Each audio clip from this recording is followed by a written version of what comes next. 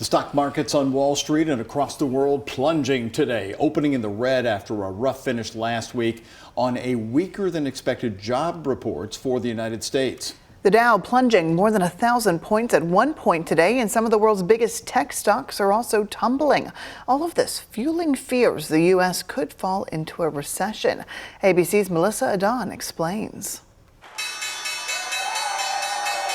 Right from the opening bell, stocks plunging, the Dow down 1,000 at the start. The S&P 500 also falling sharply, and signs of a slowing U.S. economy is sending a signal across the globe. The sell-off starting in Asia. Japan's Nikkei plunged 12%, its worst day since the Black Monday crash in 1987.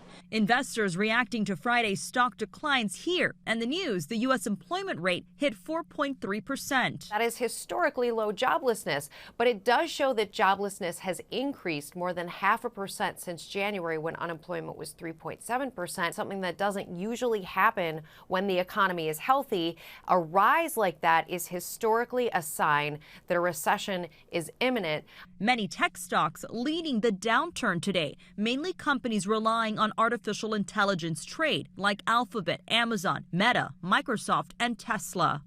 A lot of these companies, the Magnificent Seven and companies beyond that, they're spending a lot of money on artificial intelligence, but the payoff is a little bit further down the road. So I think there's a broad array of companies that are eventually going to make money in artificial intelligence, but for right now, it's very narrow. Economic experts say all this signals an interest rate cut coming from the Federal Reserve to fend off a recession. So it's good news if you are carrying a large amount of credit card debt. And in fact, people are taking on more credit card debt. The average household has more than $7,000. If you go back to 2021, when the APR on average was 15%, that would cost you $90 in interest. Today, at today's rates, it's $126.